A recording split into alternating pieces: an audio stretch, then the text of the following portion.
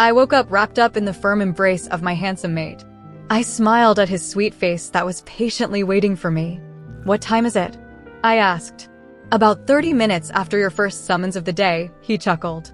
His nose moved to my neck as his hands began to roam my body. "What does that mean?" I asked, starting to get distracted. "Lily has been up for almost an hour, and apparently being away from Damien last night has her all worked up. She linked me 30 minutes ago to get me to send you down to her," he explained. "Is she okay?" I am sure she will be for the next 10. Or 20 minutes, he said, kissing my neck. I giggled at his ministrations. He moved my shirt enough so that he had access to my collarbone as his mouth moved. I hummed in appreciation. Before anything could get more heated, we heard banging on the door. Liam paused momentarily before continuing. The banging continued. "Arg," he finally groaned as his head came up. I giggled. "I guess she won't be okay," I said, still laughing. He gave me a dangerous look. "Come on, alpha boy. Give me the Luna and no one gets hurt," came Lily's voice through the door. "You know, she's the only person in this whole pack house that gets away with talking to me like that," he grumbled. "Ah, don't kid. You're a big softie, my alpha," I said with a smile. His eyes darkened. No. No funny business. The bridesmaids are doing her makeup while I do her hair. And we need to steam the dress." Liam gave me a pouty face. Liam opened the door. "Let her go or I will kick your butt," Lily yelled again as she continued to pound on the door. "I could take her," he grumbled as he rolled off me and retrieved a shirt. I got up and slipped on some sweatpants. He headed to the door as I pulled my messy waves into a floppy bun atop my head. "You could have given me 10 more minutes." "She is MY mate," Liam said to an irritable Lily as he opened the door. "And it's my wedding day," Lily said, crossing her arms. Blushing, "Best friend bride beats mate today," she said, sticking her tongue out. I laughed from behind Liam. "All right, you too." "I love you both, now let's get along," I said from behind Liam. He turned to me pouting like a puppy dog. "But, baby," he said, sticking his lip out. He wrapped his arms around me. I looked up into his clear blue eyes. My mighty alpha, it is time to leave me. I am sure Felix is already on his way. You should go do whatever it is the groomsmen will be doing until the wedding. I will see you at the ceremony, though," I said, pecking his pouty mouth. "Fine," he said, hanging his head. He perked up and showered me with kisses before he let go of me. He left me smiling at his sweetness. The suits are already in our room and Damien is waiting. "Austin should be coming anytime," Lily called as Liam left the room. Lily rushed in and pulled me into a hug. "Thank you so much for helping this week and today. I have been going absolutely crazy. I am so excited and nervous," she said to me. Over her shoulder, Katie, Betty and Felix stood in the doorway waiting for Lily to be ready. "Of course, Lil. Where else would I be?" I said. She broke away from me and turned to everyone in the doorway. The girls and I used Liam and I's room to get ready. The boys were getting ready in Damien and Lily's room. Katie was the maid of honor and Betty the only other bridesmaid. I wasn't a bridesmaid simply because we didn't have the time to get the dress or another groomsman to match. Lily, Liam, and Damien didn't want to tell me Jacob had flat out refused to be the third groomsman if he was paired with me. I had overheard Damien, Liam, and him arguing about it outside Liam's office one day. Felix had given me a sad look as we stood outside the door. I did not mind, though. I would be sitting with the parents in the front row. We pampered Lily for a bit before we all started getting ready. Lily's mom had sent someone up to do Lily's nails. Once that was done, the girls went to work on her makeup, and I started doing her hair. I wasn't a professional or anything, but she had asked me to do it. She said my hair always looked effortlessly elegant, which made me giggle. Once Lily was all done, I helped the other girls get ready as well. Felix begrudgingly sat near the door the entire time at Liam's request, I am sure. He would be joining me at the wedding until after the ceremony. Once Lily and her bridal party had all their hair and makeup done, Lily and I helped Katie and Betty into their dresses. Felix decided to step outside the door now. They were gorgeous light blue dresses with silver swirling on the busts. They had only one strap with skirts that flowed down to knee length in the front and floor length in the back. They had matching silver heels as well that brought the whole look together. I left Katie and Betty to help Lily into her dress while I went to quickly get myself ready. I went in my closet and pulled out the long-sleeve wrap dress Lily had gotten me to match everyone. It was silver with sequin designs on the skirt. I was so thankful for the sleeves so I would not be cold. "How are you doing, sweetheart?" Liam linked me. I smiled. "We're almost ready." "I miss you," I linked back. "I would be happy to come save you." "No, stay down there. I won't actually get dressed if you come up. But that is the way I like it." I could hear the lust even through the link. "Can you send Austin up soon?" "Felix should go get ready too," I asked sweetly. "Fine," he said. I got dressed quickly so I could do my hair before it was time. A photographer was coming to take before pictures about 30 minutes before the ceremony started. I emerged from the closet to find Lily's mom and Mrs. Hale in the room with everyone. "Oh, Azalea, there you are. Darling, that dress is beautiful," said Mrs. Hale. I gave her a warm smile. "Well, Lily picked it out, so all credit goes to her," I told her. "Liam will love it," she said warmly, making me blush. "I just need to slip into the bathroom for a minute to do my hair," I told her. Austin came in then. He winked at me as I escaped to the bathroom, and everyone talked while I finished getting ready. The photographer came and took lots of photos. Felix came back as he wrapped up, and Austin took the photographer back down to the boys to get pictures there. The moms left with them. Lily was fidgeting nervously in front of the mirror. "You okay?" I asked, coming up behind her. "Yeah, just nervous," she said quietly. "What are you nervous about?" She sighed. Before Damien and I found each other as mates, no one ever looked at me twice. Yeah, I had a few close friends, but it seemed like I never held anyone's attention for very long. "I guess some part of me is waiting for him to forget about me too," she said. "Oh, Lil, that will never happen. Every time you are in a room with Damien, his eyes are on you. When you walk in the room, his attention goes to you in an instant. You have him wrapped around your finger, and I do not know that anything has ever made him happier." He told Liam he hopes the pup is a girl who looks exactly like her mom. "Damien is your forever, and you shouldn't worry about it," I told her. Her eyes teared up. She turned around and hugged me tight. "Thank you," she whispered. Felix came into the room. "Luna, it is time for us to go down," he said in a flat tone. "One day he will loosen up." Lily laughed as we separated. "You ready now?" I asked with a smile. "Yeah," she said with a radiant smile. "Let's go." Lily, Katie, and Betty followed Felix and I downstairs. They waited in the hall while Felix and I went to take our seats. As soon as we sat down, someone behind us grumbled about the wall that just sat in front of them. I giggled as I noticed a blush go across Felix's face. Soon enough, Damien, Liam, and Austin filed in to stand in front of the altar. Liam looked incredibly handsome in his suit. He winked at me, and I could feel myself blush. I really hope I never stop feeling like this around him. Soon the music started, and it was time to begin. Katie and Betty came in, and then everyone stood and waited patiently for Lily. Lily entered, and while everyone had eyes on her, I turned to look at Damien. I have never seen him so happy and amazed. His eyes were brimming with tears, and I was sure they were of joy. After the ceremony, the bridal party exited for photos. I stayed with Felix while the hall was quickly converted to seating for the reception. I helped Mrs. Hale and Lily's mom get the hall in order, but I was interrupted by Felix. "Miss Lily is asking for you," he said. "Oh, okay. Let's go," I said. He led me out of the hall and onto the back terrace.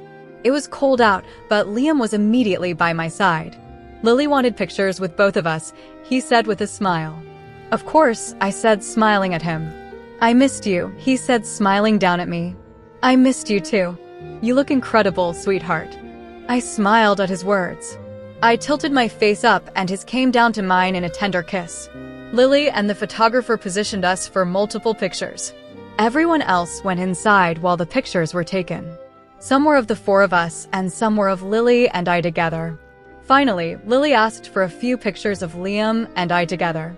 We went along with it, changing positions as directed. We were standing next to each other while the photographer snapped away when I felt Liam move. I diverted my eyes to him only to see him kneeling and facing me. "What are you doing?" I asked quietly. He smiled sweetly. Azalea, you are the love of my life. In every way, you challenge me to be a better man and alpha. You never fail to amaze me and surprise me. I know things have not been the best for us, and I still have a lot to make up for. I am hoping you will give me that opportunity by marrying me, he said as he produced a ring box from his pocket. My hands covered my mouth in shock. I looked around to see Damien with his arms around Lily and them giving us a knowing smile. Of course, they helped him plan this. I looked back down to Liam. He opened the ring box to show me the beautiful diamond ring inside. Liam, I said breathlessly. What do you say, baby? Will you be my Luna? He said with a smile. Words would not form in my mouth. Tears were welling up in my eyes. I nodded my head enthusiastically. He smiled impossibly larger. He shot up, scooping me up into a hug and swinging me around in his arms. He smashed his lips to mine in a fervent kiss. When we finally broke apart, I realized the photographer had captured everything thanks to their plan. Liam set me down and pulled the ring from the box. I held out my hand as he slipped it on my finger. I love you so much, Azalea, he whispered as he grabbed my face and kissed me again. I love you too, Liam, I said when he let me go. I wrapped my arms around his neck and melted into his embrace. When we finally pulled apart, he looked down at me and said, as much as I want to disappear to our room with my fiancé, we should probably head in. It's cold out here and everyone is waiting for us and the happy couple. I smiled and nodded. He wrapped his arm around me as Damien and Lily joined us. We headed into the hall while Damien and Lily waited to be announced. We sat down at our table at the front of the hall facing everyone. Liam stood to announce the bridal party. Once everyone was seated, we began dinner. After dinner, it was time for speeches. Damien stood up first. Thank you everyone for joining us today. I could not be happier to marry the love of my life surrounded by all our friends and family. Before we get to the toasts for the evening, there is someone else I need to congratulate. It is my pleasure to inform everyone that my best friend and alpha has proposed to his mate and she has accepted. Everyone put your hands together for the future Mr. and Mrs. Liam Blackfur. Damien said happily. My cheeks flamed. Liam stood and pulled me up with him. He wrapped his arms around me. To my surprise, everyone in the hall clapped and cheered. I was shocked as I looked around. Even the former Alpha and Luna were clapping. Liam leaned over and kissed me, earning more cheers. He smiled at me and I smiled back. Liam and the maid of honor made toasts to Damien and Lily followed by their parents. After all the toasts, Damien and Lily had their first dance. Then the cake was cut and served, and everyone began to move around the hall. Liam took me to the dance floor and we danced for a while. He was incredibly graceful and made it look like I knew what I was doing. We inevitably reached the point where we were stopped by endless people to congratulate us on our engagement and for them to talk to Liam about various pack-related things. I stood by his side for most of it. Finally, I needed to use the restroom. Liam, I need to run to the restroom, I linked him. Okay, I will take you, he linked back. No, stay here and talk. You are better at all this than I am. Are you sure? I don't like you being alone. If you can wait a minute, I will get Austin or Felix. No. Don't bother them. I am not leaving the pack house. I will be back in a few minutes. I gave him a smile. He pecked my lips before he let me go. I made my way out of the hall and towards the bathrooms. Luckily, no one stopped me. The bathroom was empty when I entered. When I was washing my hands, the door opened. I looked up to see Gwen standing behind me. I blanched slightly. If it isn't the newly engaged Luna-to-be, she said in a nasty voice. Gwen, please, I don't want to do this, I said quietly. She was standing between me and the exit, so running away was not an option. Oh, but I do. Not only are you a wolfless traitor piece of trash, but you also wiggled your way into becoming Luna and now Liam proposed to you. How exactly did you manage to convince Liam and the rest of the pack that you aren't a traitor? I shook my head. Please stop. No, I won't. Liam is supposed to be mine. She sounded a little crazy now. She stepped towards me. I'm a beta's daughter. He is an alpha. It makes sense. She continued to advance. We should have been mates.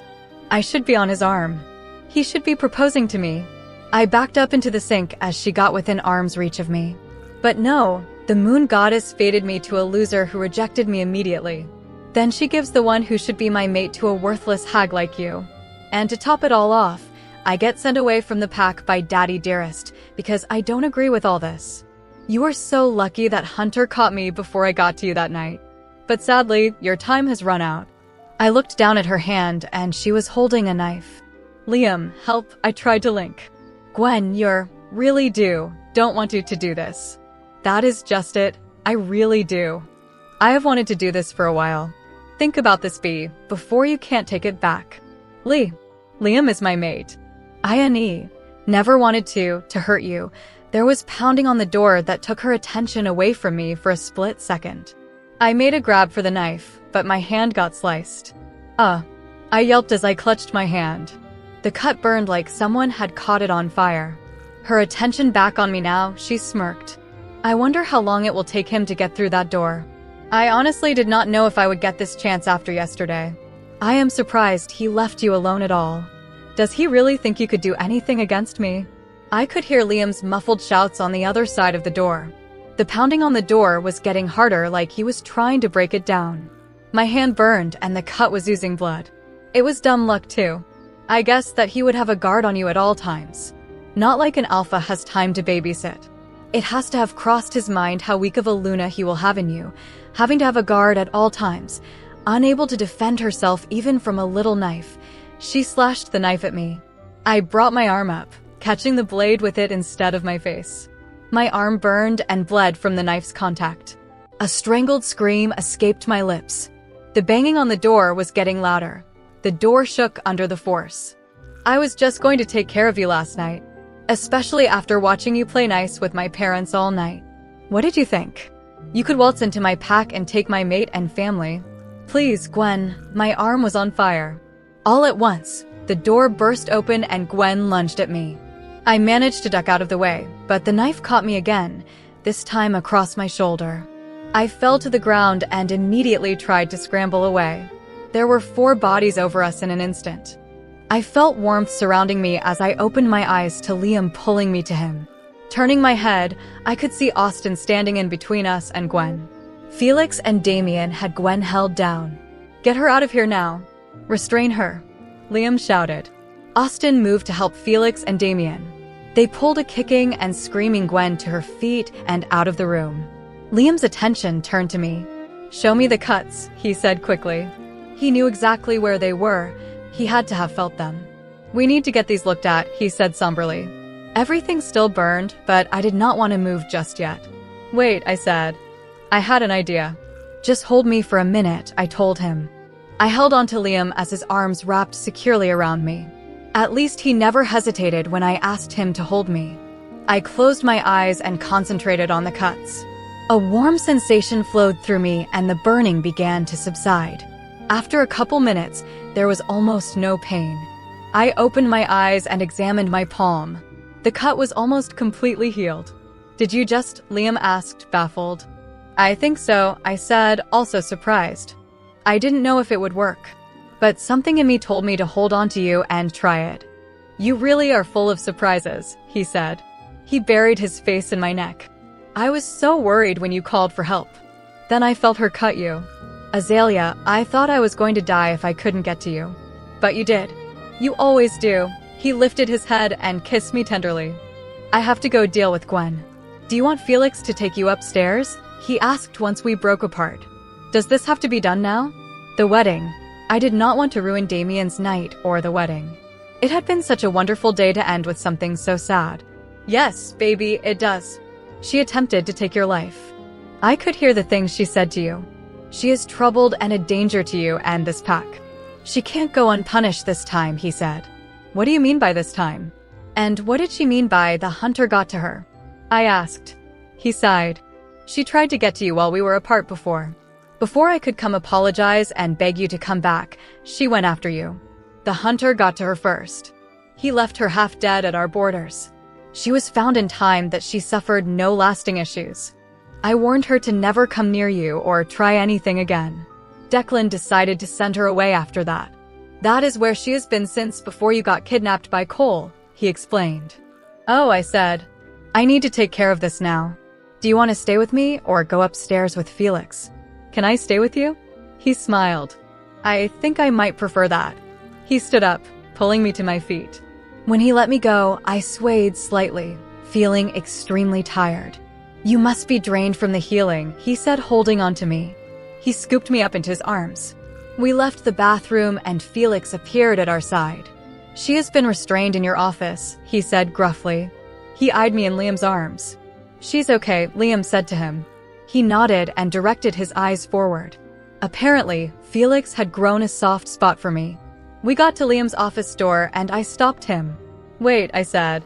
Let me walk, I asked. He looked at me concerned. Are you sure? I nodded. It's not like you or Felix are going to let me fall. I wanted to walk in there and show her she did not get to me. I wanted to show her I was stronger than she thought. Liam set me on my feet. After a moment, I got my bearings and nodded to him to tell him we could enter. Chapter 72. I sat Azalea down on her feet and let her get her bearings. Once she was able to stand up on her own, she gave me a nod, telling me she was ready. I held her hand as I led the way into the room. I knew Felix would be keeping an eye on her the entire time as he brought up the rear. Inside, Gwen was on the floor with her hands and feet bound together. I eyed Felix. She was in the chair when I left, he said over Link. I noticed a chair knocked over next to her. Her mouth was also gagged. Declan and his mate stood in the corner. Mrs. Hale was sobbing into Declan's chest. Damien sat behind my desk, his head in his hands.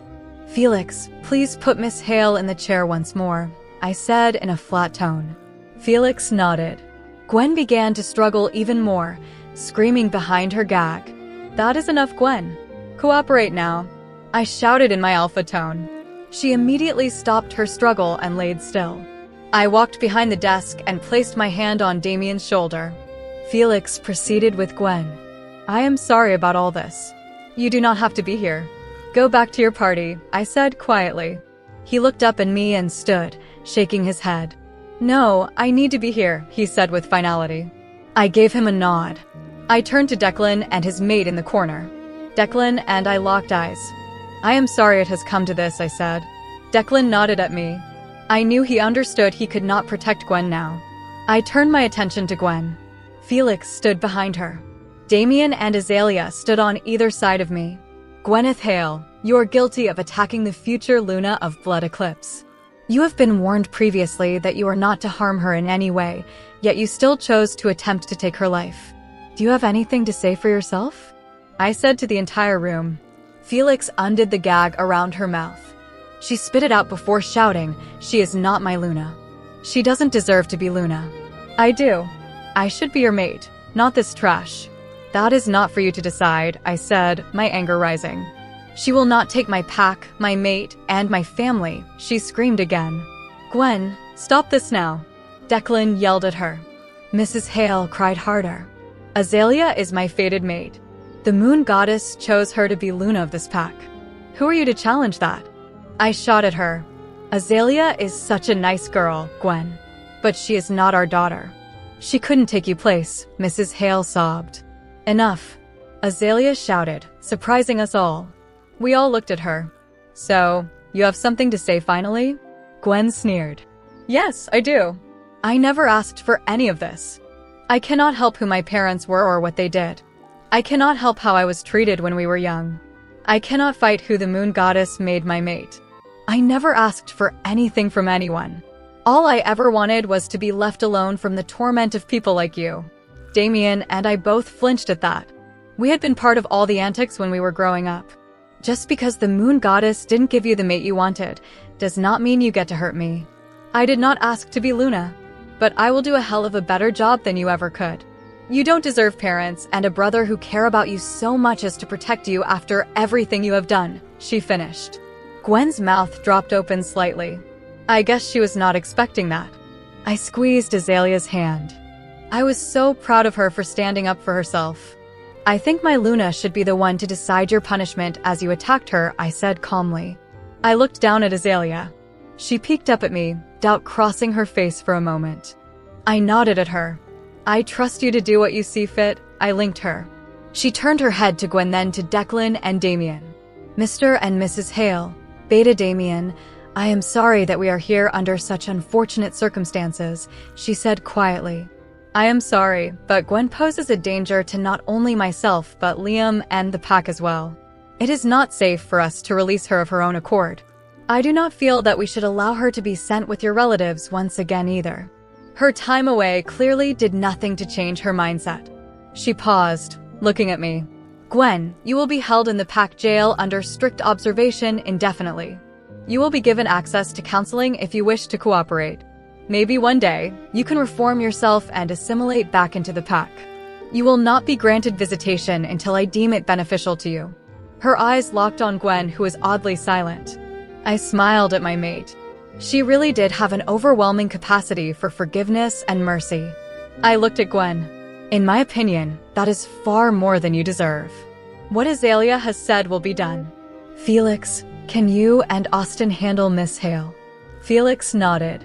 Austin entered the room to help him. Mrs. Hale sobbed harder and Declan held her close. Damien watched his sister being taken from the room. Once she was gone, he turned to us. Thank you, Azalea. Thank you for letting her live, he said quietly. She gave him a sad smile. I am sorry for all the trouble I have caused, she said. He shook his head. No, Gwen was wrong. Even if her mate rejected her, she had no right to hurt you for being Liam's mate. And we never had any right to torment you as kids. I am sorry, he said. She stepped in front of me and wrapped her arms around him.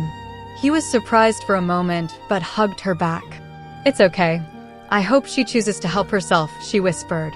She broke away before my jealousy could stir too much, coming back to my side. Declan and Mrs. Hale approached us from the other side of the desk. Azalea, thank you so much for showing Gwen mercy.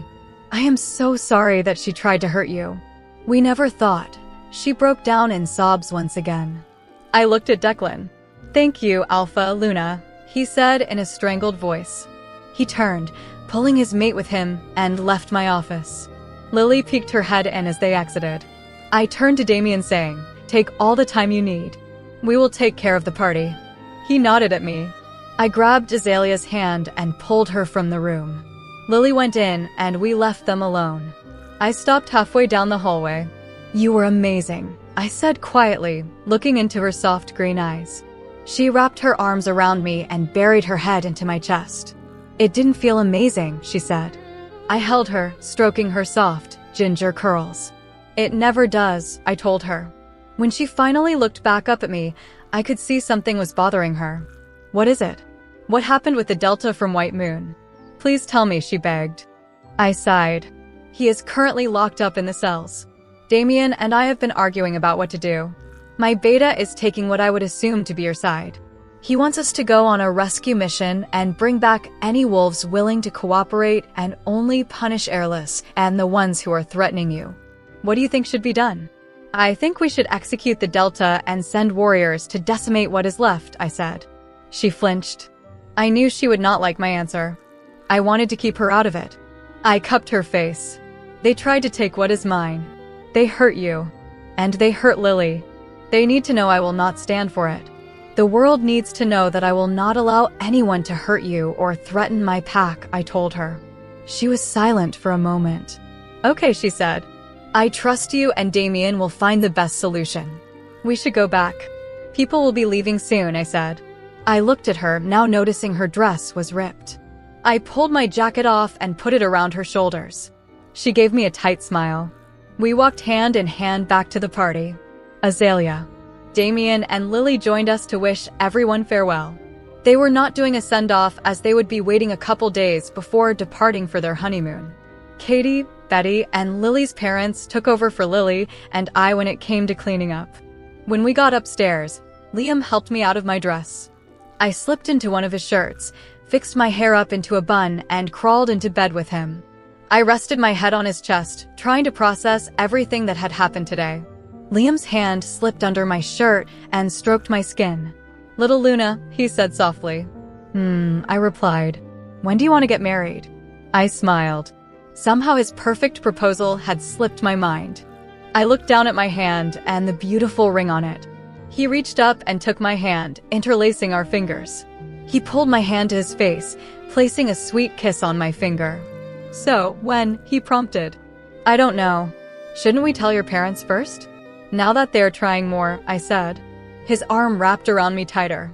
"You are always so considerate," he said softly. I picked my head and looked into his eyes.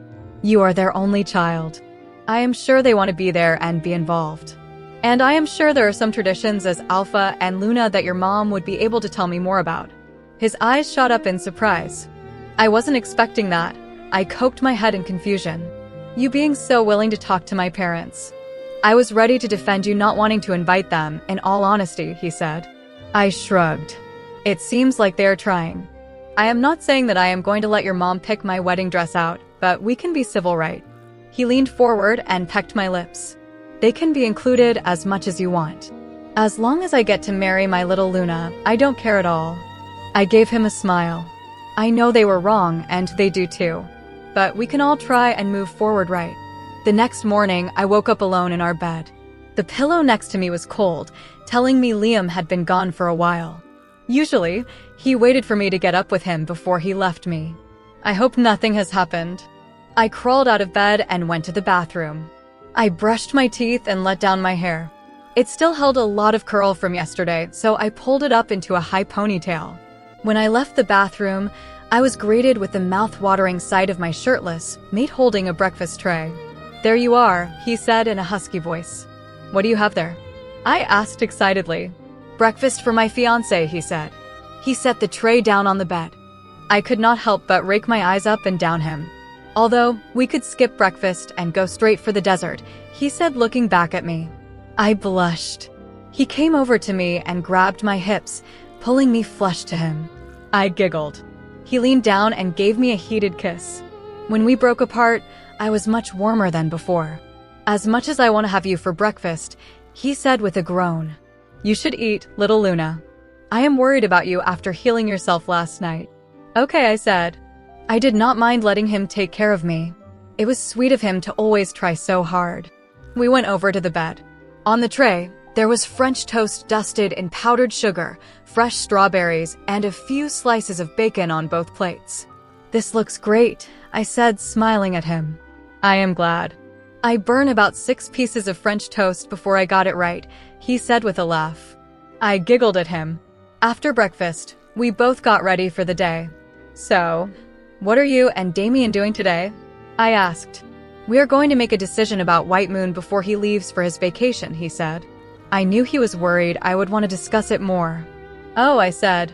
I still was not sure how to feel about White Moon. Also, my parents asked to have dinner with us.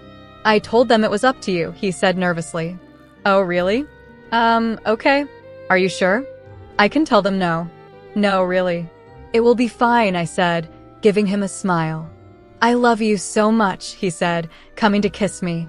"I love you too," I said. I spent the day with Lily. We packed up wedding decorations and her dress. We snacked on extra wedding cake, and I helped her pack for the honeymoon. We did not talk about Gwen and what had happened. I was supposed to have lunch with Mrs. Hale and some other women in the pack, but she had called telling me she wasn't feeling up to it and wanted to reschedule. Before dinner, Damien and Liam came to collect us. I could tell they were both tense. "You ready, baby?" he said, coming up behind me. "Yeah, let's go," I said. We were meeting his parents at a restaurant. I think Liam wanted to have this dinner in a public setting, so his parents were pressured into civil behavior. We headed out to his SUV. I wrapped my coat around me, trying to block out the cold. Liam instantly put his arm around me, making me warmer. Once we were in the car, he turned the heat up and headed out of the driveway. He was quiet the entire time we drove. "Do you want to talk about it?" I linked. He turned his head to look at me. He let out a sigh. "Later," he replied. I nodded my head at him. I put my hand on his arm and we drove in silence. Before long, we were pulling into the parking lot. Liam parked the car and climbed out. I waited for him to come around the car. He opened the door and stood there. I gave him a curious look. "I am sorry, sweetheart. I just had a stressful day," he said, brushing a strand of hair away from my face. "Are you sure you want to have dinner with your parents?" "I am sure they would understand," I asked. "No, we're here." We should do this. Okay, I said with a smile. Can you do something first? He gave me an adorably puzzled look. Give me a kiss. His face broke out into a smile. I think that can be arranged, he said before his lips were on mine. I held his face in my hands. I could feel his frustrations in his kiss, but I could also feel him relax from the contact. When we broke apart, his face looked a little more relaxed and normal. Let's get inside, he said. He helped me out of the car and we walked hand in hand inside. When we were taken to our table, Liam's parents were already seated. Liam's father gave us a curt nod and his mother a bright smile while Liam pulled my chair out for me to sit down. You are such a good boy, Lunalisa said. It is simple manners, mother, Liam said in a bored tone as he seated himself. So, why are we here? No reason to be short with your mother, Alpha Robert said. The waiter came by then to take our orders. Thankfully, Liam ordered for both of us. This was already incredibly awkward. So, mother, father, why have you asked us here? Liam said in a slightly annoyed tone. Well, first, congratulations are in order, Lunalisa said, giving me a smile. I blushed. Please, dear, I would love to see the ring, she asked me. Oh, sure. Of course, I said. She held out her hand and I gave her mine. It is beautiful, she said looking at her son. I gave her a small smile and nod. We should talk about your mate's Luna ceremony and your nuptials, Alpha Robert said. And what exactly is there to discuss? Liam said. There are expectations that must be met by any Luna of this pack. Your mother and I would like to support your mate in taking of the Luna position, but we cannot put our support behind someone who is not strong enough to lead her people, he said in a dark tone. Now, Robert. We know Azalea may not be physically strong, but I told you we shouldn't discount her, Lunalisa said. I could see the worry in her face as she looked between her mate and son. And what exactly do you mean about not strong enough? What do you know about her? Liam said. I could feel his anger welling up inside. Don't think I am unaware of what happens around that pack house. If the girl is not with you, she has a personal guard on her. She should only need such a thing when you travel away from your pack lands, Alpha Robert stated. I looked down to my lap, no longer able to hold their gaze. Nothing he was saying was anything but the truth. The way I handle Azalea's safety is none of your concern, Liam growled. Your mate's perceived strength affects this pack, Alpha Robert said. Robert. Lunalisa tried to stop him. No, mother. This is how he actually feels. Let me see if I have all this right. Mom convinced you to make nice as soon as she realized that I was going to be with my mate, and she would miss out on any grand pups that may come along. I bet people around the pack beginning to change their opinion on her was also starting to reflect bad on you too for not being at the announcement. You begrudgingly agreed to accept Azalea to make mother happy. But you do not really feel that way.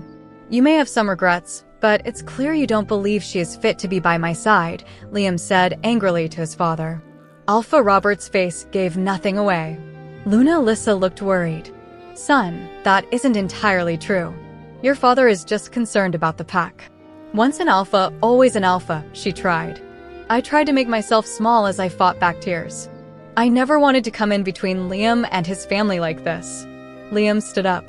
There is no excuse. It's clear where he stands. If you cannot accept my mate wholly without needing to test her, then you do not need to come to the Luna ceremony or wedding. Liam turned to me and held out his hand. Come on, sweetheart. We are leaving. I grabbed his hand and stood, but I did not let him lead me out. Wait, Liam, I said to him. He stopped, a little taken aback. Alpha Luna. I know that there are hard and uncomfortable feelings surrounding me and my mating with your son. I feel like the moon goddess gave me Liam for a reason. You raised an amazing, thoughtful, strong, and caring man. When I watch him interact with pack members, I feel nothing but pride and awe. Every day, I try to work as hard as he does to take care of Blood Eclipse. I am sorry that I am not a physically strong she-wolf. I would give anything to have access to my wolf. Liam does not make me feel like anything less. And because of that, other pack members are not either. Liam is your only pup, and I don't want to hurt your relationship. I would really appreciate it if we could all find some middle ground. I probably won't ever be your favorite person, but I would like it if we could get along for Liam's sake. Lunalisa had her hand over her mouth. Alpha Robert looked contemplative. Finally, he stood and said, "Young lady, I appreciate your candor. I am sorry for how things used to be, but you're right. We are all adults, and we can find a middle ground." He held out his hand for a handshake. "Let me just say, you will make a great Luna if you can make Alpha's compromise," he said. I grasped his hand and shook it. I turned to Liam, who was silent. "Son, please sit. Let's have dinner and start fresh. We would really like to get to know your mate," Luna Lissa said softly.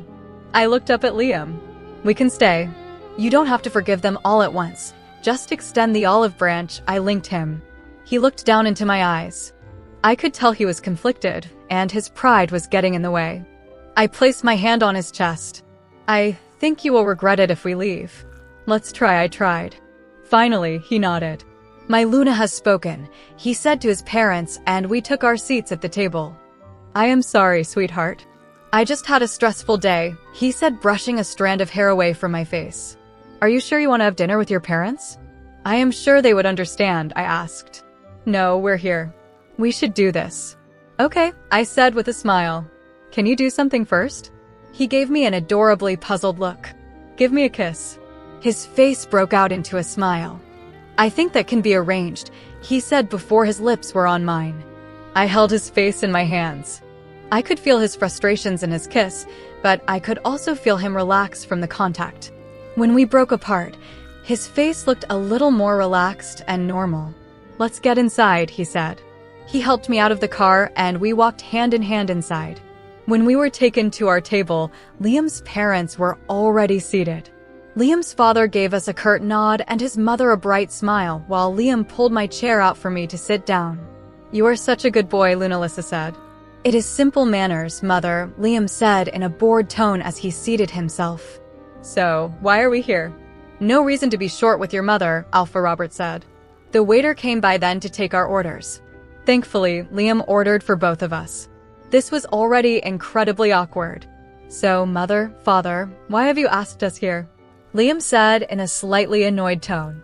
"Well, first, congratulations are in order," Luna Lissa said, giving me a smile. I blushed. "Please, dear, I would love to see the ring," she asked me. "Oh, sure. Of course," I said. She held out her hand, and I gave her mine. "It is beautiful," she said, looking at her son. I gave her a small smile and nod. "We should talk about your mate's Luna ceremony and your nuptials," Alpha Robert said. "And what exactly is there to discuss?" Liam said. "There are expectations that must be met by any Luna of this pack. Your mother and I would like to support your mate in taking of the Luna position, but we cannot put our support behind someone who is not strong enough to lead her people," he said in a dark tone. "Now, Robert, we know Azalea may not be physically strong, but I told you we shouldn't discount her," Luna Lissa said. I could see the worry in her face as she looked between her mate and son. "And what exactly do you mean about not strong enough? What do you know about her?" Liam said. I could feel his anger welling up inside. "Don't think I am unaware of what happens around that pack house. If the girl is not with you, she has a personal guard on her. She should only need such a thing when you travel away from your pack lands," Alpha Robert stated. I looked down to my lap, no longer able to hold their gaze. Nothing he was saying was anything but the truth. "The way I handle Azalea's safety is none of your concern," Liam growled. "Your mate's perceived strength affects this pack," Alpha Robert said. "Robert." Luna Lissa tried to stop him. "No, mother. This is how he actually feels. Let me see if I have all this right. Mom convinced you to make nice as soon as she realized that I was going to be with my mate, and she would miss out on any grandpups that may come along. I bet people around the pack beginning to change their opinion on her was also starting to reflect bad on you too for not being at the announcement. You begrudgingly agreed to accept Azalea to make mother happy. But you do not really feel that way. You may have some regrets, but it's clear you don't believe she is fit to be by my side," Liam said angrily to his father. Alpha Robert's face gave nothing away. Luna Lissa looked worried. "Son, that isn't entirely true. Your father is just concerned about the pack.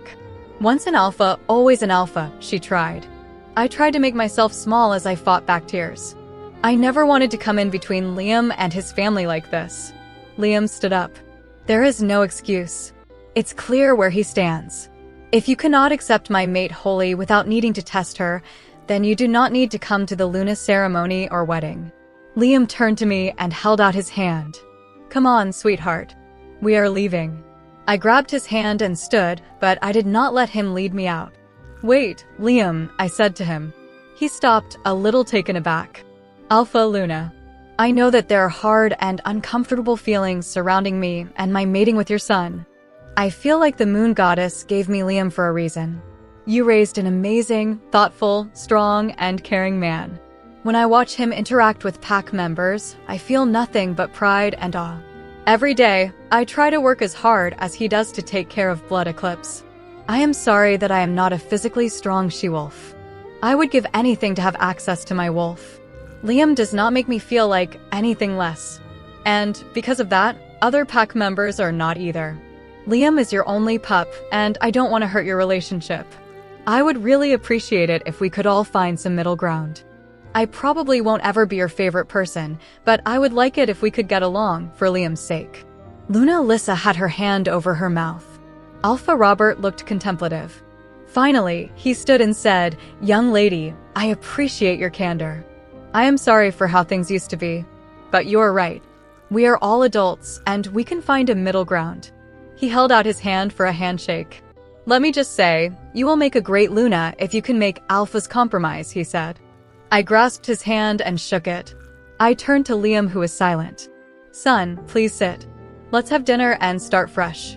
We would really like to get to know your mate, Luna Lissa said softly. I looked up at Liam. We can stay. You don't have to forgive them all at once. Just extend the olive branch, I linked him. He looked down into my eyes. I could tell he was conflicted, and his pride was getting in the way. I placed my hand on his chest. I think you will regret it if we leave. Let's try, I tried. Finally, he nodded. My Luna has spoken, he said to his parents, and we took our seats at the table. Chapter 73. We were pulling into the pack house driveway. It was snowing in earnest now. Winter was officially here. Dinner had been manageable. There were a few times where I had to rub Liam's leg under the table to help him calm down, but overall, it seemed to have gone okay. He had been pretty quiet on the way home, simply holding my hand and driving us back. I didn't try to make him talk. I knew he just needed to be in his own head. When we finally parked, he did not move right away. I turned to him, giving him a curious look. Thank you for tonight, he finally said. Of course, Liam. I would do anything for you, but I really didn't do much, I said. But you did. My father and I have had a strained relationship for a very long time, even before I knew you were my mate. Tonight, you were able to bring us together even though you have been a dividing factor, he said, reaching up and brushing my hair out of my face. You displayed more elegance as a Luna tonight than my mother ever has. I am so proud of you. I could feel myself blush at his words. I just want everyone to get along. I hate how upset you get when you fight with your father, I told him. Thank you, baby. You showed him just how amazing you really are, he said with a small smile. Liam, what were you upset about earlier? Is it White Moon? I asked. He sighed. Let's go upstairs and talk about this. We shouldn't sit in the car all night, he finally said. I nodded. He got out of the car and came around to open my door.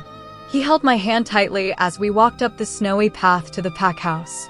Once we were upstairs and changed, he sat down on the couch. I came and curled up next to him, letting him drape his arm over me. Are you ready to talk about it? I asked quietly. He sighed. I guess, he said.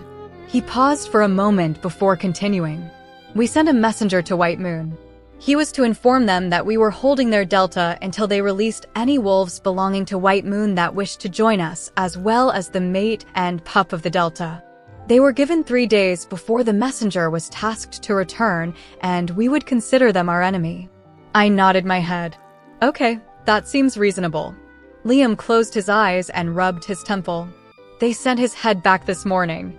I gasped in horror. Liam looked at me. I didn't want to tell you. I wanted to save you from this, but there was a note saying they were coming for you. Why am I so important? I don't understand, I said quietly. I don't know why they want you so bad either, baby, he said, pulling me closer. They won't take you though. Tomorrow, I will be leading a group of warriors to White Moon. I looked up into his eyes. I could tell he did not want to do this.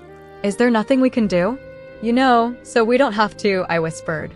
He shook his head. Promise you will come back to me? I asked, turning my face into his neck. Always, he said into my hair.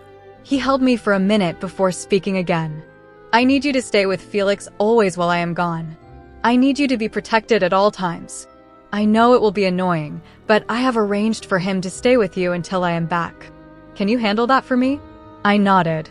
If he was worried about me, there was a chance he could get hurt. He shifted me so that I was straddling his lap. I looked into his eyes. I am sorry about all of this, Azalea. I shook my head. It isn't your fault, I said. I am always afraid you will just snap, that the next bad thing is going to break you. I don't know why I keep doubting you, he said, running his hands through my hair. He leaned forward and captured my lips in a kiss. I wrapped my arms around his neck, and he pulled my body closer. Finally, he stood holding me by my thighs and moved us to the bed. He laid down, letting my body cover his. I just want to hold you tonight, he whispered. I shook my head and cuddled closer to him. That is all I wanted tonight as well. Liam had been gone for 3 days now. I hoped he would be coming back soon, but we had heard nothing. I had tried linking him a few times, but apparently our link had a distance limit. Right after Liam left that first day, I had seen Damien and Lily off to their honeymoon. Austin and I were going to handle the pack until Liam was back. For the first 2 days, I kept myself very busy. I helped around the pack house and with a few people in the pack. Mrs. Hale had reached out and asked me to have lunch with her. It was pleasant, and I assured her I was fine after everything with Gwen. I knew she felt bad, but we were still able to have a pleasant meal together. She introduced me to a few of her friends afterwards that were all in a book club together. We spent a few hours talking about our favorite stories and authors. They promised to let me come to their meeting next month as soon as the book was chosen. Everything I was doing to keep busy was just pushing away the sadness I was feeling with Liam gone. By the 3rd day, my heart was heavy, and I didn't want to get out of bed. I spent a good part of the day lying in bed staring absent-mindedly at a book that I couldn't actually read. Missy had come up after dinner and asked me to help her make some brownies. Now, I stood in the kitchen, chopping some chocolate for the brownies and frosting. Do you really think Delta Austin will like these? Missy asked excitedly. I giggled at her. Felix cracked a small smile. Yes, he will. He loves everything you make. I told her. When we were all finished, I helped Missy cut up the brownies and put them on a plate to take up to Austin. I watched her skip out of the kitchen with the plate in her hands. I went to work cleaning up the mess we had made. Felix brought some dishes over to the sink for me to wash. One of these days, I will get you to talk in more than just one-word answers and grunts, I said, looking sideways at him. He nodded his head with a small smirk. Did you want a brownie? I saved a couple to the side, I said. He shrugged and turned around. I smiled a bit knowing he was going to eat one behind my back. When I was finishing up the dishes, Austin came into the kitchen holding a smiling Missy's hand and holding an empty plate in the other. I gave him a knowing look. Someone made me eat every bite, he said happily. I am sure it was a sacrifice, I said sarcastically. Someone has to be willing to do the hard jobs around here, he said in mock exasperation. I laughed at him while Missy gave us both confused looks. Anyway, I need to be getting back to Abigail. She wasn't feeling well earlier, he told me. I nodded and glanced at the clock. He handed me the plate and bent down to give Missy a hug before leaving us in the kitchen. I looked at Missy. Is your mom coming to get you soon? It is getting pretty late, I said. Her cheeks got red as she looked down at the ground. I don't know, Luna.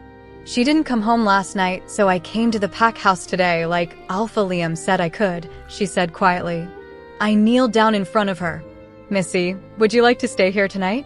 Maybe I can try to see if I can call your mom tomorrow. I asked her. She nodded shyly. I gave her a smile and lifted her chin so she could look at my face. You are always welcome here, Missy. And you can always call me or Alpha Liam or Delta Austin or even Grumpy Felix if your mom doesn't come home, okay? She looked from me to Felix. I looked at him too as he stood on the other side of the counter with his arms crossed. He did not smile, but just nodded his head at her. She looked back at me with a small smile. Thanks, Luna, she said before wrapping her small arms around me in a hug. I stood and took her hand. Let's go find you some pajamas and get ready for bed, I said with a smile. I led her out of the kitchen and up to one of the spare rooms we now had for kids like Missy. I had now spent 2 whole days taking care of Missy. I did not mind much as it kept me busy while we waited for Liam to return. I was getting worried though. I had tried to contact her mother a few times and gotten nothing. Austin had sent a patrol wolf over to her house, and they reported that it appeared no one had been there. I had just put her to bed and was now upstairs in my own bedroom.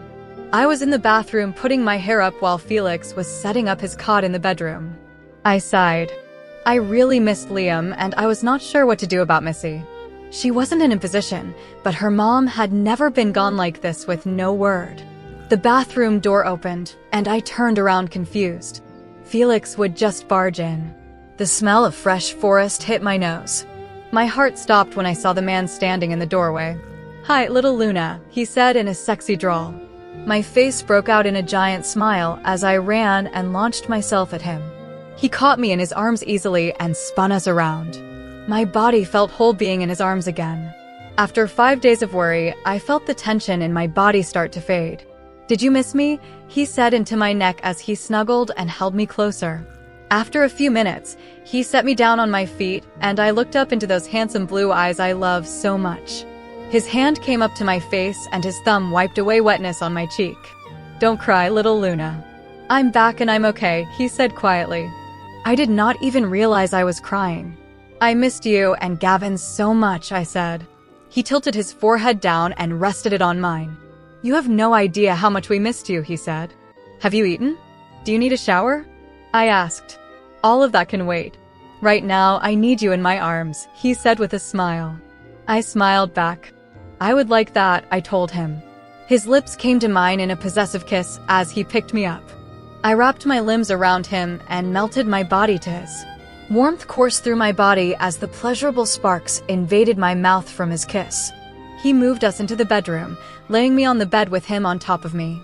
When he finally broke our kiss, I looked up into his eyes to find one his normal bright blue and one the dark lustful blue I get with Gavin. My face gave away my concern because Liam said, "It's okay. Gavin wanted to see you too. We can both be present at the same time for short periods." He nuzzled my nose. "Wow, that's amazing," I said softly. "No, little mate, you're amazing," he said and captured my lips once more. Hours later, Liam and I lay in bed calming down and cuddling. As much as I never wanted him to leave me again, I could not say I did not love that welcome home present. I listened to his heartbeat steadily in his chest while he played with my curls. "How did it all go?" I asked finally. He had been quiet and contemplative since we finished. "Better than I expected," he said. "What do you mean?" "Jacob and Felix should be done arranging things by now, but we have about 30 new pack members," he said. My head shot up to look into his eyes. He had a small smile on his face. "How?" "I mean, they declared war. You were going there too." I could not say the words even if this was an accepted part of wolf culture. When we arrived, we realized that the Delta was telling us mostly the truth. The pack had been almost demolished. The few who were leading were doing so in the worst possible way. Every adult and capable child was slaving away to make repairs to homes and their pack house. Even the elderly. Mothers were carrying their pups on their backs. But there was maybe 50 or so total that we could see. They were being given scraps of food twice a day, not a single proper meal. We managed to abduct a teenage girl. She was willing to cooperate and tell us everything. She helped us to inform all those who wanted to leave be ready when we attacked. We were able to save 30 of them. The rest fought, and we did what we had to do, he explained. "And my grandmother?" I asked. "She fought until the bitter end," he said, shaking his head. "And their Delta's family?" "We were able to rescue them," he said. "They will be reunited soon, I am sure. I came ahead to get back to you." "And the warriors you brought?" "Only a couple minor injuries. They will be treated and good as new by tomorrow," he said with a smile. "Oh, Liam," I said and hugged him close. Once I saw what was happening, I knew I couldn't let you down. I knew they needed help and the actions of their leadership were not what they would have chosen, he said into my hair. "I wish I could have helped you, but I am so glad you were able to save some. A couple aren't doing well, but they will heal with food and rest." My head shot up again. "Can I help?" Chapter 74. Liam. After a lot of begging, I begrudgingly agreed to let Azalea help heal some of the injured from White Moon. I made her promise to help no more than one each day. Luckily, most of those who were only minorly injured healed before her help was necessary. All the White Moon wolves were back to good health within a week. Word spread around them and the rest of the pack about Azalea's help. People were stopping by the pack house just to say hello to their Luna, and I could not be happier. A welcoming party was set for 2 days from now for all the new White Moon members. The pack had managed to already construct a couple small homes, and more were in progress for the new members. The White Moon members seemed to be integrating seamlessly, and Azalea was all smiles every day. The pack house was full and chaotic for the time being, but Azalea wasn't fazed. She moved around everywhere like she was floating, helping people left and right. Meals were coordinated and served efficiently, and the chores were shared by all. She had even taken it upon herself to help find jobs within the pack for almost all the new members already. She had the idea to add a position for the White Moon Delta within my own team.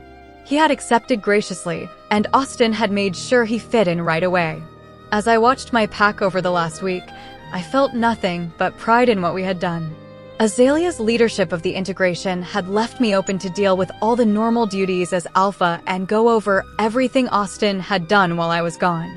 Damien had come back a couple days ago and was up to speed as well, not having to help with arrangements as usual. Now we had one problem left to solve: what to do with Missy. We had sent wolves to her house many times, and they had all reported no change. It appeared her mother had not been home for well over a week now. During the day, she was her normal, cheerful, and helpful self. But we had caught her a few times when she thought no one was looking. She would cry and call for her mom. I knew it was weighing heavy on Azalea's heart. My office phone rang. "Hello," I said. "Alpha Liam." "So good to hear your voice," said Alpha Langston. "Alpha Langston. Great to hear from you. What can I help you with?" "Well, we found someone belonging to your pack," he said in a worried tone. "Oh." I sat up straight. No one was missing that I was aware of. Unless he meant, yes, a she-wolf actually. "Did she give you a name?" "That is the issue. We found her dead in the woods." I sucked in a breath. "Understood. Thank you for calling. I will send a few wolves to collect the body." "Sorry, Liam. Looks like a suicide. Let me know if you need anything and say hi to your wonderful mate." "Thank you, Langston." "Will do," I said and hung up the phone. I sighed. I wonder if this is who I think it is. I walked into the pack house kitchen to find my beautiful mate. She did not notice the door opening as she continued to help prepare all the dinner food to be served. I sat there and stared in adoration at her. "You're a pathetic little puppy when it comes to mate," Gavin teased. "So? And don't act all high and mighty. You can't tell her no either." "I could if I wanted to." I laughed at him. I knew what I had to tell her wasn't good news, but I couldn't help the joy inside me every time I laid my eyes on her. She finally realized I was standing in the doorway. A smile stretched across her sweet face as she walked over to me. "My alpha," she drawled in a low, sexy tone. My eyebrows shot up in surprise. "Little Luna," I said, giving her a smirk. "What do we owe the pleasure?" "I can't remember now. You have distracted me," I said, pulling her flush against me by her waist. She giggled in my arms, making my C twitch. "How about this?" I said as I captured her soft pink lips in mine. I kissed her hard after missing her all day. She broke away from me, panting slightly. Now, my alpha," she teased. "I still need to finish up dinner. Then you can have whatever you want." I groaned. "This little minx." "Actually," I said, "there is something I need to talk to you about. Think you can step away?" Her face scrunched up in concern. We really had not had any bad news since I returned from White Moon. "Sure," she said. She turned around and scanned the room.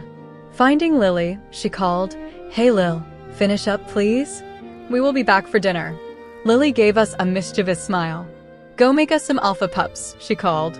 Azalea blushed and shook her head before turning back to me. "Let's go," she said. I grabbed her hand and led her out of the kitchen. I headed towards my office because I didn't want us to be interrupted. I would tell Damien and Lily later, but Azalea should know right away. She had spent the most time with Missy lately, and she should be the one to decide how we proceed. When we got inside, she leaned against the desk and looked at me expectantly.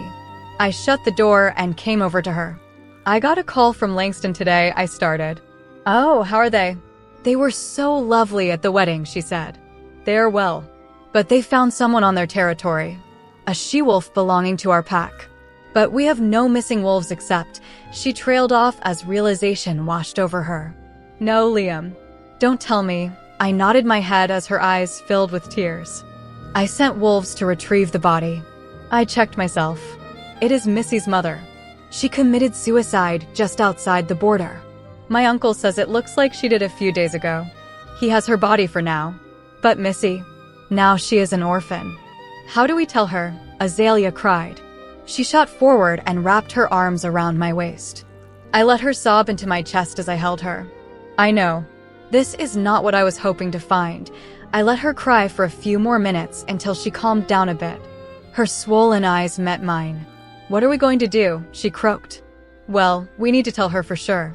I think maybe we should wait until tomorrow. Let her have one more night. She'll need a guardian and a place to go. She can stay here in the pack house until then." She nodded her head. She straightened up. "Yes, we should wait until tomorrow. Austin, Abigail, and a few of the other families were going to do a movie night in the rec room tonight. Missy made everyone cookies.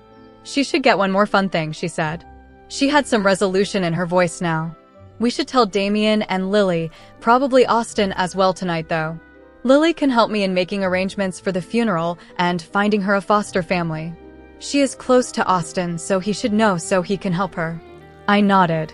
I pushed her hair behind her ear and gave her a smile. "What?" she asked.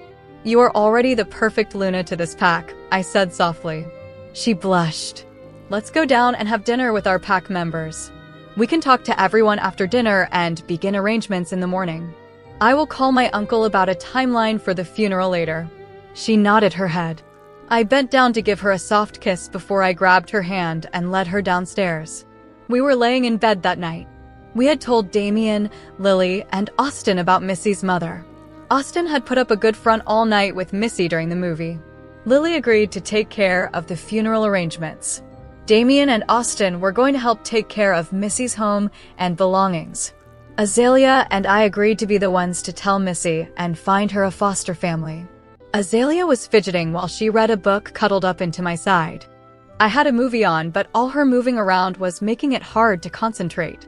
I could feel something was bugging her. I muted the TV and looked down at her. "Baby, what is wrong?" I asked. "I am sorry. I am just worried about Missy." "Why?" "Every time she has brought friends over to the pack house and their parents have come to get them, it doesn't seem like they like Missy much, or maybe just don't like her mom. It doesn't seem like she had many friends in the pack, especially after her mate died." I sighed. "I know, but someone will help her. We have a great pack. I am sure someone will fall in love with her. Someone already has." I raised my eyebrows. "Who?" She sat up and faced me. "We have." I looked at her confused for a moment. "I love all my pack and so does she. We're Alpha and Luna. She wants to adopt her," Gavin said. My eyes widened in realization. "Please don't be mad. I know we haven't even gotten to my Luna ceremony or talked about the wedding. And we haven't even begun discussing pups for that matter." "Azalea, breathe." I stopped her. She nodded her head. "I am not mad. But can you explain how you came to this? Help me understand." "Liam, I knew how much you loved that little girl the first time I met her. You were so patient and sweet with her. You give her special attention she doesn't get elsewhere. The only person she is more smitten with would be Austin. I also know that you have been giving her mother extra money to take care of her, by birthday presents, Christmas presents. I also love her. So much. She is so full of life, and I want her to always be that way. I know it might be weird at first, and we would all need to adjust. I don't think I am ready to be a mom, but I also think we are the best people to take care of her. She knows us. She is comfortable here. I understand if you don't want to, but I think we should let her decide." I stared at her amazed. She was right. I did give Missy special treatment. We had been fortunate enough not to have any other orphan children in the past few years. After everything that had happened with Azalea, when Missy came around, I couldn't not help her. And I was helping her mother with money regularly. Of course, I wanted pups with Azalea, but I wasn't expecting anything anytime soon. We had come so far and overcome so much that I was content with the way things were. She was right, we had never once discussed pups. I didn't know how many she wanted or if she even wanted any. "Do you want pups?" was all I could think to say at the moment. Yes, eventually. We should probably get married first. But that also would not stop me from taking care of Missy. Plus, I think if she lived here with us, she would have Lily, Damien, Austin, Abigail, and others looking out for her. Felix is even pretty taken with her. She is one of the only people not afraid of him. Okay, let's give her that choice. If she wants us to be her guardians, we will be. If not, we will find her a family, I said. Her face slowly stretched into a smile. I pulled her into my chest, hugging her. "Do you feel better now, little Luna?" "Yes. Thank you," she said quietly. I could feel through our bond that she was calmer now and a little less sad. Azalea. Missy sat in front across from Liam, and I at a table in the dining room. We decided not to do this in his office. She fidgeted around a bit, and I was sure she was nervous. We had never asked her to sit down and talk with us like this. She was smart enough to know this had to do with her mom being gone. "Missy, we wanted to talk to you about something very important," Liam began. "Sweetie, we found your mom," I said softly. Her eyes perked up. "You found my mom? Yay! I can go home soon, right? When is she coming to get me?" I looked to Liam, and he nodded for me to continue. "She isn't, sweetheart. That is what we need to tell you. Your mom has passed away." Missy was silent for a minute. She looked down to her lap.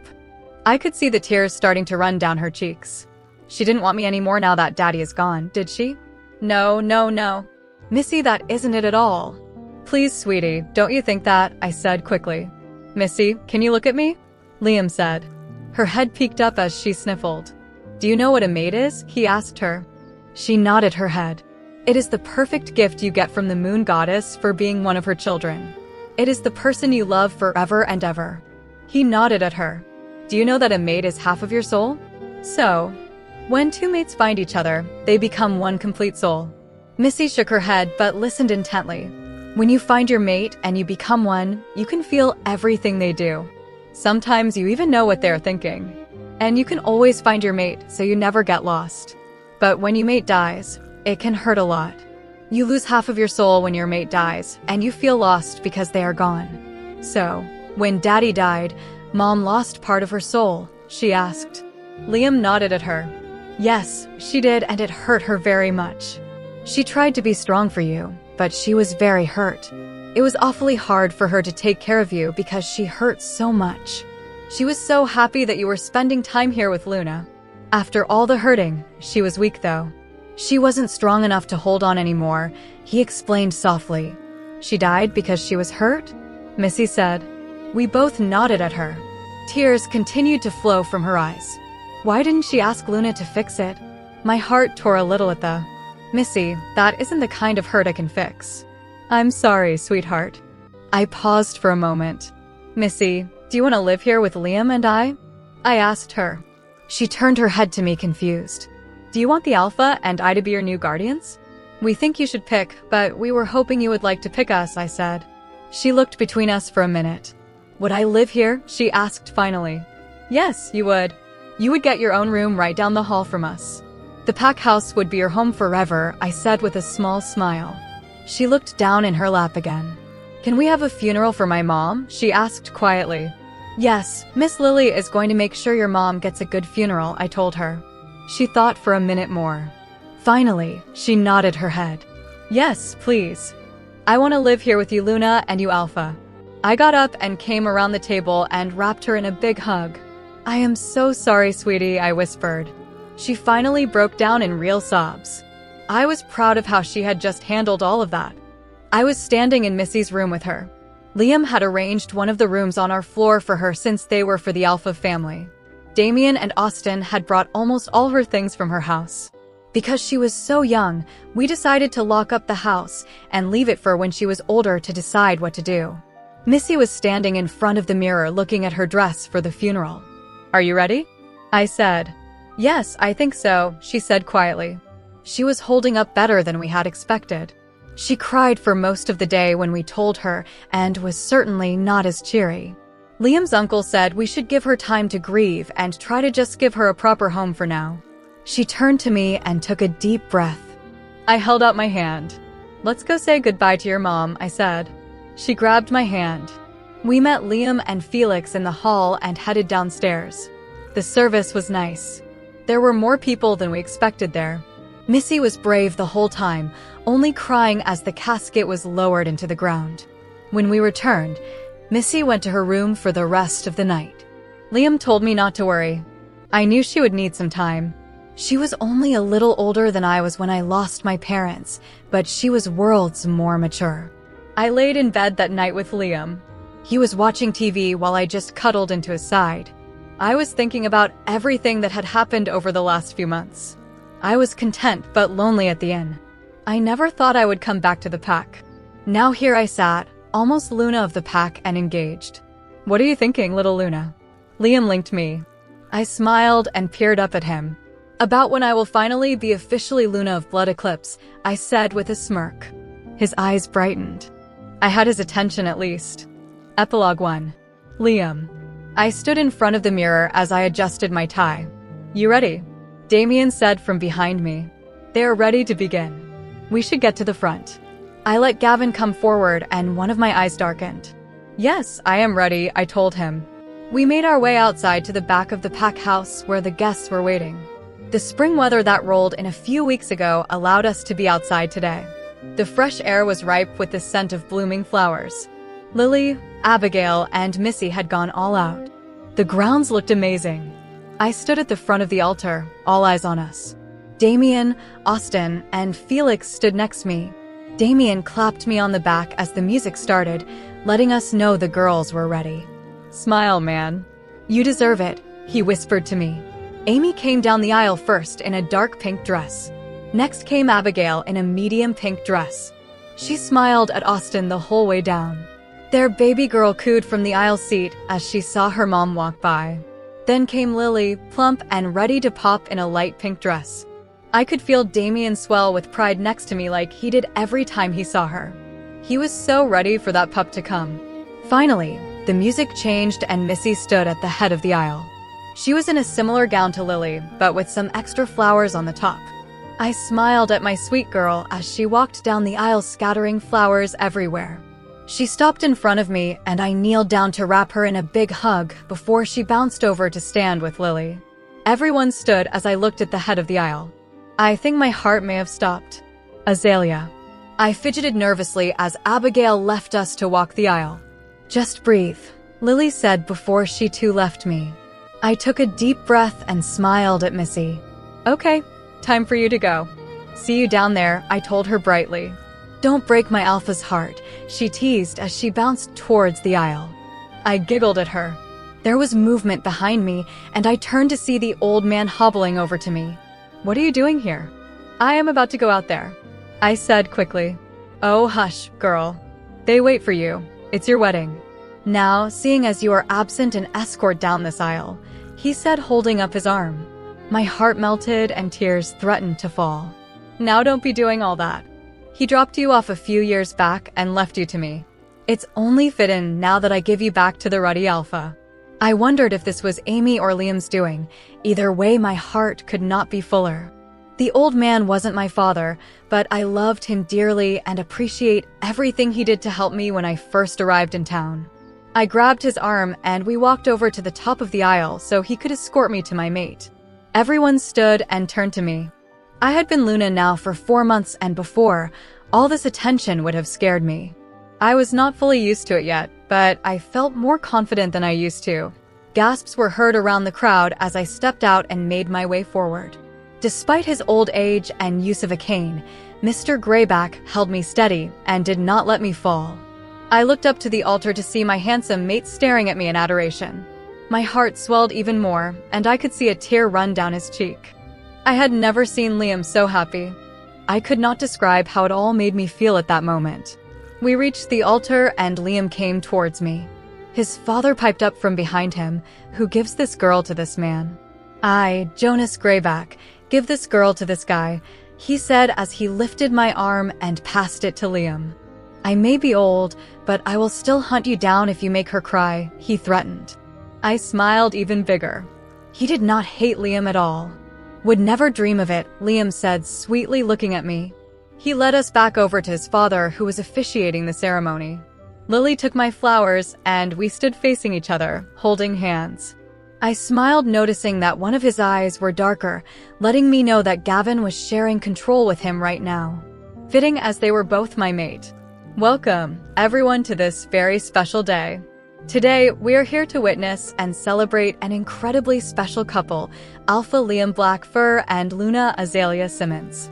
Their love has faced more challenges than most, but we stand here today to celebrate their union. There was soft applause.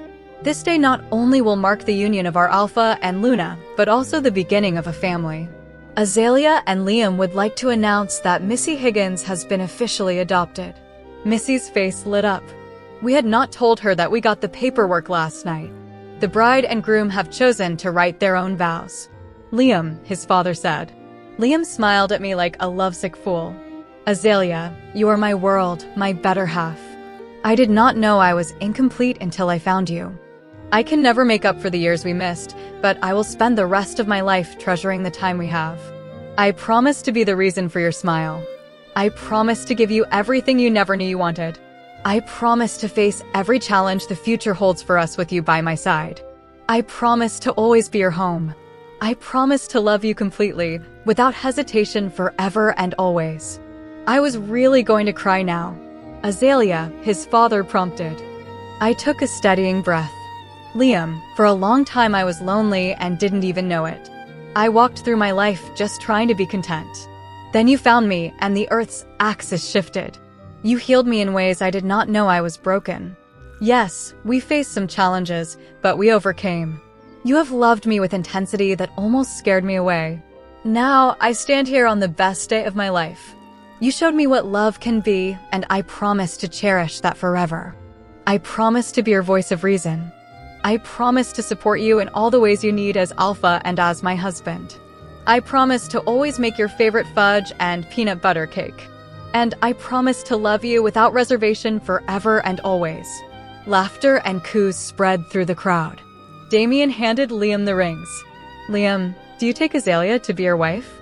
To love and cherish, as long as you both shall live. Alpha Robert said. Liam beamed. I do, he said. He slipped my ring on my finger, then placed his in my hand. Azalea, do you take Liam to be your husband? To love and cherish, as long as you both shall live. A tear escaped the corner of my eye. I do, I said as I slipped Liam's ring on. Liam, you may now kiss your bride. Ladies and gentlemen, I have the sincere pleasure of introducing you to your Alpha and Luna, Mr. and Mrs. Liam Blackfur. Applause erupted all around us as Liam pulled me to him and captured my lips with his. He bent me back into a dip for dramatic effect. I smiled into his lips as he pulled me upright. You're mine forever, little Luna, he said, leaning his forehead against mine. Wouldn't have it any other way. Our moment was interrupted by a yelp next to us. We turned to look at Lily holding her belly. I think my water just broke. Epilogue 2. Azalea. I sat at my desk and ran my hands through my hair. Felix left me in my office alone for a few minutes to get me a cup of tea. I do not like using him as an errand boy, and even now, a year after beginning his post as my personal guard, he is hesitant to leave me alone without Liam. Although I find the dedication to his job amazing, I thought by now my wonderful mate would relent a little. I sighed as I looked down at the applications scattering my desk. Amy had quit her job at the inn a couple months ago when she found out she was pregnant. Her husband had gotten a promotion shortly before that, and her income wasn't necessary, so she was choosing to stay at home with the kids for a while. But I had not found a suitable replacement yet. I pushed away from my desk and ran my hand over my stomach. I was also waiting on a call from Liam's uncle about some test results. Liam did not know yet. I wanted to have it confirmed before I told him. I was sure at this point, Felix suspected me at least.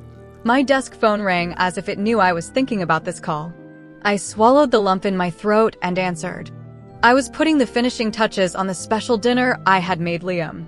I loaded the food onto 2 trays and linked my mate. Dinner will be up in 5 minutes. You better not be in that office still. No, ma'am. On my way upstairs now, he linked back. I knew he was still working away. He had been overworking himself for a while now. His latest project was a new school in the human town, as its population had absolutely exploded and the town has grown exponentially in the past year. He was working with the town leadership to make it a welcoming place for wolves as well as humans. I looked at Felix, who raised an eyebrow at me. Pretty please, I said. He rolled his eyes, but came over to grab one of the trays from the counter. We headed up to Liam and I's room. Missy was babysitting for Austin and Abigail tonight, so Liam and I would be completely alone with no disruptions. We got upstairs and Felix set the tray down on the small table I had brought up earlier. It's okay, I won't leave the room and Liam will be here any minute. Go, go, go, I said, trying to shoo him out of the room. He walked to the door and placed his hand on the handle. He looked over his shoulder and said, "Congrats, Luna," before leaving the room. I smiled. He may look like a giant meathead, but Felix was one smart cookie. I busied myself setting the table with dinner. Then I dashed into the closet to pull on something nice before Liam got upstairs. I heard the door to the room open and I knew Liam was here. "Little Luna, where are you hiding?" he linked. I quickly finished changing and exited the closet to find him standing by the table looking at dinner. "This looks delicious. What's the occasion?" "I need a special reason to make my mate dinner," I said, sauntering over to him. When I stood in front of him, he wrapped his arms around me, pulling me flush to him. "No, just wondering," he said, nuzzling my nose. "You have been working way too hard lately, and I thought, tonight we can eat a nice dinner and relax a little," I said softly. That sounds perfect," he said in low voice.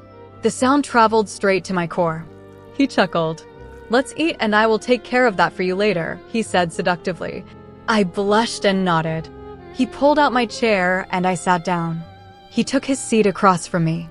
We dug into the stuffed pasta and garlic roasted vegetables I had made. Liam moaned in appreciation. I giggled. "I guess you like it?" He nodded his head enthusiastically. "You cook just as well as you bake, little Luna. This is incredible. It tastes like your grandma's," I said. "Yeah, how did you know?" he said, surprised. "Your mom gave me the recipe," I told him with a smile. He smiled brightly. We talked a bit about our days and what the plans were for the rest of the week. We also talked about the Peace Summit coming up that we would be attending. As we started the dessert I made, I thought it was finally time to spill the beans. "So, I got something today," I said cautiously. He raised his eyebrows. I pulled a folded piece of paper from the pocket of my skirt and handed it to him. He opened it and scanned it. His eyes shot up. "Are we sure this isn't another false positive?" "No," I said. "Look at this." I handed him the small photo I had. His mouth dropped open as he looked over it. His eyes darted between the photo and me. "Are you?" he tried to ask in disbelief. "Yes, Liam. I am pregnant." "You're going to be a father again," I said. Liam, it hurts," Azalea cried as she squeezed my hand. "I know, baby, I know. Almost there. Just breathe," I said as I stroked the top of her head. This entire pregnancy had been so difficult for her. My uncle had guessed it was a combination of her small size and the fact that she had not retained all of the abilities werewolves carry. "Liam, I can't," she panted as her features contorted in pain. Her labor had come on so fast we could not get her the proper pain medication. "Little Luna, you are the strongest person here. You can do this," I told her. "Push, baby, push." "No, no, no," she whimpered. I squeezed her hand. "It's okay. Just hold my hand and push, baby. It will all be over soon," I told her. "Alpha, if she can't push, we will have to convert to a cesarean." "Please, she needs to push," said the OBGYN. "Azalea, baby, you can do this. Just a little longer, okay? Push for me," I tried again. I kissed her forehead. Her features contorted in pain once again as she tried pushing. "There we go. A little more, Luna, one more big one," said the OBGYN. "You're doing perfectly, Azalea. A little more." She screamed as she pushed again. Gavin was screaming in my head, trying to get to his mate. "The head is out." "Luna, give us just a little more," said the OBGYN. "Baby, this is it. You are almost done," I tried to comfort her. Tears were streaming down her face. She sobbed as she pushed with all her remaining strength. Soon enough, we heard a small cry and relief came over her features. I leaned down and rested my forehead on hers. "You did it, sweetheart. You did so well," I praised her. Her eyes were beginning to droop. "Alpha, would you like to hold your son?" Epilogue 3. Azalea. Lily and I sat on a bench in the park. We were watching the kids play. Delilah, who was about to turn 7 now, was chasing her little brother Lucas, 4, and Liam and I's oldest son Liam Jr., who is 6 now. I rubbed my little baby bump as I looked over to the swings where my other son, Leo, who was also 4, was swinging away happily.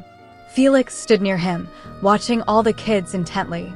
"I can't believe you let him knock you up again," Lily said to me, especially after how hard everything was with Leo. I nodded at her. "It's the alpha in him. We're done after this, though. Dr. Ron is monitoring me closely this time. He thinks I will have to be on bed rest before long," I told her. I loved my kids with all my heart, but being pregnant had been difficult both times. I was pretty scared about this one. Liam, of course, was over the moon. His boys were his pride and joy. He was hoping this one was a girl. Damien wants another, but I think I am good with Delilah and Lucas. "They keep me busy enough," she said. "Yeah, we just got Leo fully potty trained at night, and we're going to be back to diapers," I said with a sigh. "How have Liam's parents been?" "We still have our ups and downs. Lissa wants this one named after Robert if it is a boy, of course," I said. "What does Liam think?" she asked. "Exactly what he always thinks. Whatever makes me happy," I laughed. She laughed as well. Liam and Damien were really the sweetest men and did everything they could to make Lily and I smile. We could not ask for better mates. Leo came toddling over to us. "Mommy, Auntie Lily, is it lunchtime yet?" he asked. I gave him a smile. Felix was not far behind, walking towards us.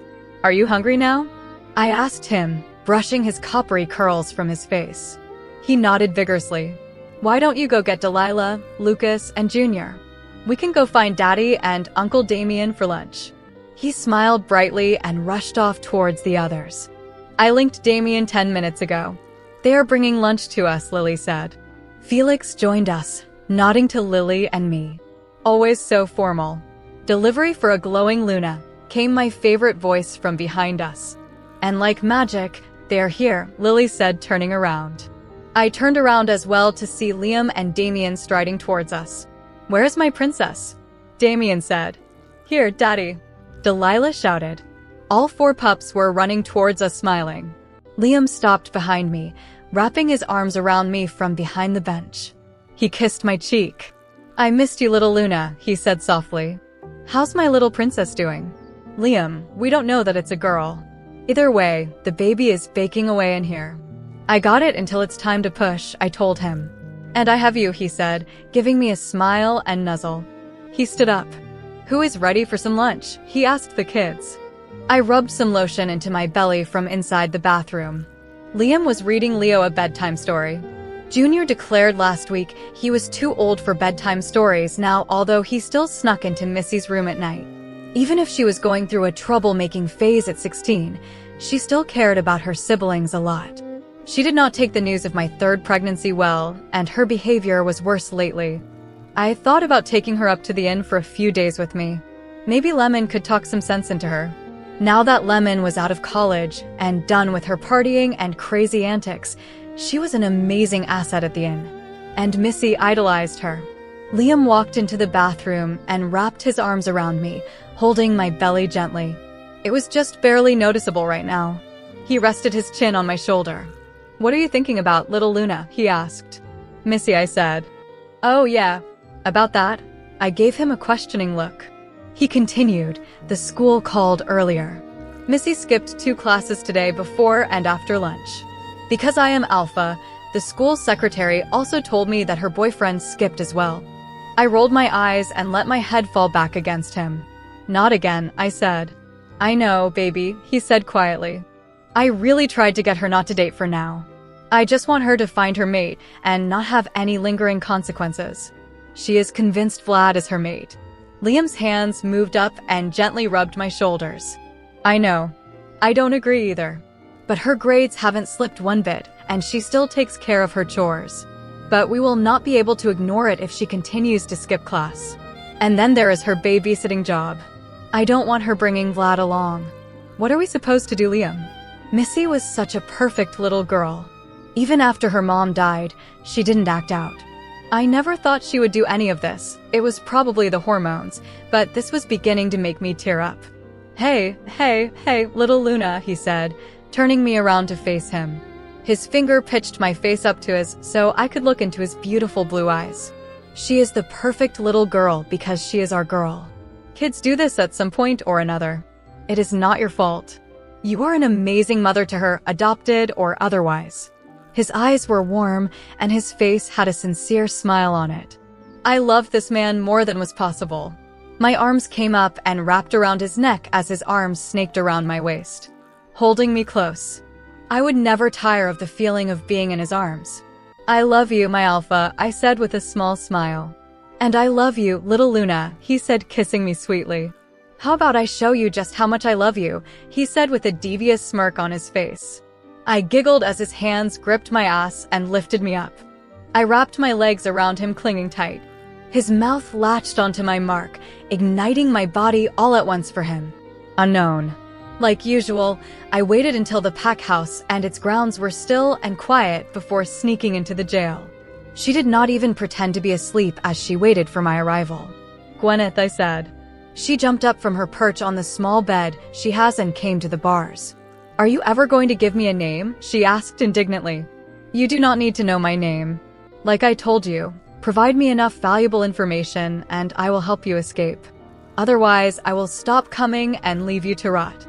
It has been 6 years, and you have not been able to convince the Luna to let you out, I said. She crossed her arms. Well, Damie told me something interesting today. Do tell, I said, intrigued. I had been visiting her twice a week for a year now, gathering information.